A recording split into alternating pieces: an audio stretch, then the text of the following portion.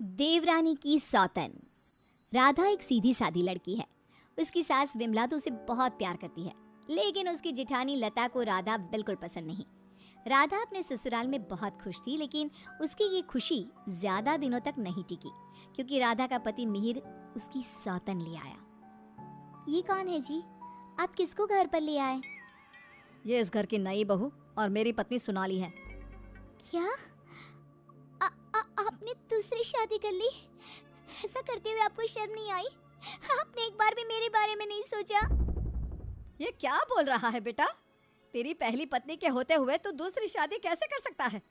कौन है ये चुड़ैल? निकाल इसे यहाँ से। माँ राधा, अब दोनों एक बात समझ लो। मैंने सोनाली से शादी अपनी मर्जी से की है, वो यहीं रहेगी। और राधा, तुम्हें यहाँ रहना है तो रहो, नहीं तो निकल जाओ यहाँ से। पर सोनाली अब यहीं रहेगी। राधा को मिहिर की बात सुनकर बहुत दुख हुआ। वो रोते हुए अपने कमरे में चली गई।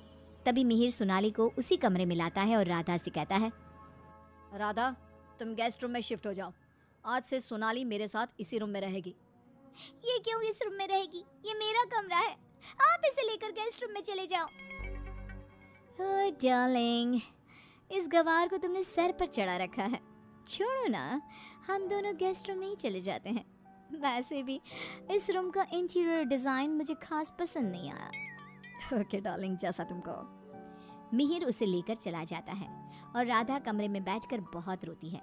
तभी वहां पर विमला और लता आ जाती हैं। विमला राधा को समझाती है, लेकिन लता अपनी देवरानी के जख्मों पर नमक छिड़कते हुए कहती है, राधा, जरूर तुम में ही कोई कमी होगी जो तुम्हारा पति तुम्हारे हाथ से निकल गया और तुम्हारी सौतन ले आया। मेरे पति तो बिल्कुल वैसे नहीं है, वो किसी दूसरी औरत को आंख उठाकर देखते तक नहीं है।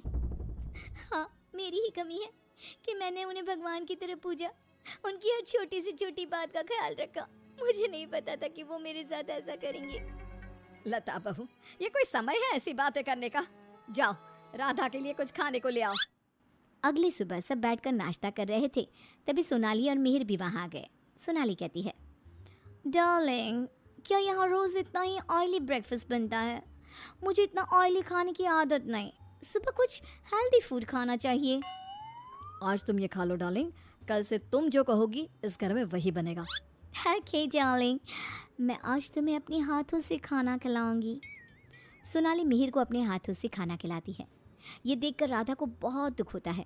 उसके बाद मिहिर अपने ऑफिस चला जाता है। तब लता सोनाली से कहती है, सोनाली, कैसा लगा तुम्हें अपना ससुराल? अच्छा है, लेकिन यहाँ कोई भी मुझे पसंद नहीं करता। पसंद तो मुझे भी कोई नहीं करता, सब उस राधा के आगे पीछे ही घूमते हैं। चलो छोड़ो इन बातों को, आओ मैं तुम्हें घर दिखाती हूँ। लता सोनाली से बहुत बातें करती है। जब मिहिर घर पर नहीं होता तो दोनों आपस में घंटों बातें करती। लता और सोनाली की नज़दीकियाँ देखकर विमला सोचती है, ये लता बहू हमेशा सोनाली से गुड़ पर चींटी की तरह क्यों चिपकी रहती है? राधा से तो कभी इसने ढंग से बात भी नहीं की। राधा भी तो इसकी देवरानी है और ये देवरानी से बोलती तक नहीं, लेकिन देवरानी की सौतन से चिपकी रहती है। विमला ये सब सोच ही रही होती है कि तभी वहाँ राधा आकर पूछती है, माँ जी, आज रात के खाने में क्या बनाऊं? अरे राधा, मुझसे क्या पूछ रही है? अपने पति से पूछ। मिहिर जी। राधा कुछ बोल पाती इससे पहले ही मिहिर बोल पड़ता है, माँ, मैं और सोनाली आज शाम मूवी देखने जाएंगे और डिनर भी बाहर करेंगे, तो आप हमारे लिए कुछ मत बनाना। ये बोलकर मिहिर वहाँ से चला जाता है। राधा रोते हुए अपनी सास से कहती है, देखा माँ जी आपने, आप ये मुझसे बात करना भी पसंद नहीं करते। ये मेरे साथ ऐसा बर्ताव करते हैं जैसे मैं इस घर में रहती ही नहीं हूँ। अरे ना ना बेटा, रो मत तू। उस सोनाली का जादू इसके सर से उतरेगा ना तो ये फिर से तुम्हारे पास ही आएगा। शाम को मिहिर सोनाली को आवाज देता है, सोनाली, सोनाली जल्दी बाहर आओ। इतनी देर करोगी तो मूवी शुरू भी हो जाएगी।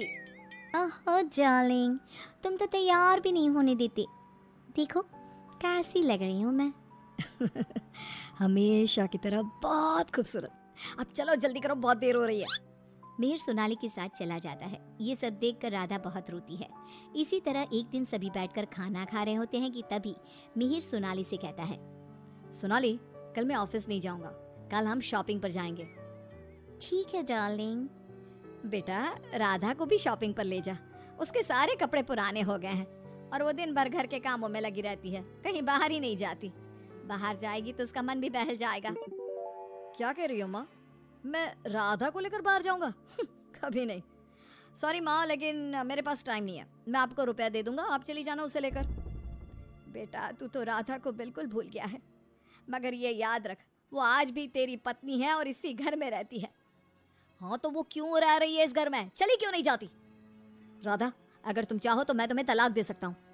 तुम ठीक से सोच लो और अपना फैसला मुझे बता देना। बदले में जो चाहो वो मैं तुम्हें दे सकता हूँ। मिहिर की बात सुनकर राधा के ऊपर मानो बिजली सी गिर गई। इसी तरह कुछ दिन बीत गए। राधा अब बहुत दुखी और चुप चुप रहने लगी। एक रात विमला किचन की तरफ पानी लेने जा रही थी, लेकिन किचन में से बातों की आवाज सुनकर वो बाहर ही रुक गई और सोचने लगी, अरे ये इतनी रात को कौन बातें कर रहा है? ये तो लता और सोनाली की आवाज लग रही है। ये दोनों इतनी रात को क्या बात कर रही है? ध्यान से सुनती हूँ तब पता चलेगा। वो दोनों की बात ध्यान से सुनती है। सोनाली लता से कह रही थी, देख मेम साहब, तेरे देवर को मैंने तेरे कहने से पटाया था। मैंने तेरा काम कर दिया। अब तू मुझे बाकी के रुपए दे दे, नहीं तो तेरे घर वालों को तेरी सारी सच्चाई बता दूंगी। अरे तू ज्यादा चालाक मत बन। मैं तुझे पहले भी कई सारे रुपए दे चुकी हूँ, अब और रुपया नहीं दे सकती। तुझ जैसी लड़की को इतना अच्छा घर दे दिया, इतना अच्छा पति दे दिया, और क्या चाहिए तुझे? विमला दोनों की बात सुनकर समझ जाती है कि दाल में कुछ काला है। वो सोनाली की जन्म कुंडली निकालने में लग जाती है। तब उसे सोनाली की सच्चाई पता चलती है। एक दिन विमला सारे घर वालों को बुलाती है और कहती है, मेहर, तुमने सोनाली से शादी कर ली है, ये बात हमारे रिश्तेदारों को भी तो पता चलनी चाहिए ना। मैं तुम दोनों की शादी की खुशी में एक छोटा सा प्रोग्राम करना चाहती हूँ, जिसमें मैं सारे रिश्तेदारों को बुलाऊंगी। सोनाली, तुम भी अपने रिश्तेदारों का नाम और पता बता दो, मैं खुद उन्हें निमंत्रण भेजूंगी। ये सुनकर सोनाली घबरा जाती है। तभी मिहिर कहता है, माँ, सोनाली का कोई रिश्तेदार यहाँ नहीं रहता, वो सब अमेरिका में रहता है। सोनाली खुद अमेरिका से आई है, इसलिए आप बस हमारे रिश्तेदारों को ही इनवाइट कर दीजिए। मेहर, तुम बहुत भोले हो, तभी तो इस 420 सोनाली ने तुम्हें आसानी से बेवकूफ बना दिया। यह कोई अमेरिका से नहीं आई, ये जेल से आई है, और इसके घर वाले भी एक नंबर के चोर हैं। ये और इसके घर वाले लोगों को बेवकूफ बनाकर घर लूट कर ले जाते हैं, और इसको तुम्हारी जिंदगी में लाने वाली है लता। लता, अब तुम बताओ, क्यों किया तुमने ऐसा? हाँ, मैंने ही सोनाली को रुपए दिए थे कि वो मिहिर को अपने प्यार के जाल में फंसा ले और मेरी देवरानी की सौतन बनकर इस घर में आ जाए। लेकिन भाभी, आपने ऐसा क्यों किया? क्योंकि मैं जलती थी तुमसे।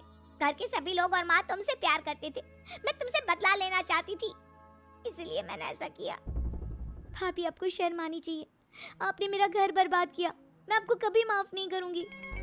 सारी सच्चाई जानने के बाद मिहिर सोनाली को घर से निकाल देता है और राधा से माफी मांगता है। राधा, मुझे माफ कर दो, मैंने तुम्हारे साथ ठीक नहीं किया। मिहिर, मैं तुम्हें माफ नहीं कर सकती और ना ही तुम्हारे साथ रह सकती हूँ। मैं जा रही हूँ ये घर छोड़कर। लेकिन राधा, इसमें मेरी क्या गलती? ये सब तो भाभी ने किया है ना, मैं तो बेकसूर हूँ। अगर सोनाली सच में अच्छी लड़की होती तो क्या तुम उसे छोड़ते? कभी नहीं। और इस बात की क्या गारंटी है कि कल तुम्हें सोनाली से अच्छी लड़की मिलेगी तो तुम दोबारा ऐसी गलती नहीं करोगे? राधा अपना सामान लेकर घर से जाने लगती है। विमला और मिहिर उसे बहुत रोकते हैं, लेकिन वो नहीं रुकती। राधा जाते जाते अपनी जिठानी से कहती है, भाभी, आप क्यों उदास खड़ी हो? आपने जो चाहा था वो तो पूरा हो गया ना। मैं जा रही हूँ हमेशा के लिए। अब आप ही इस घर की बहू हैं। अब सब आपको ही प्यार करेंगे, बस।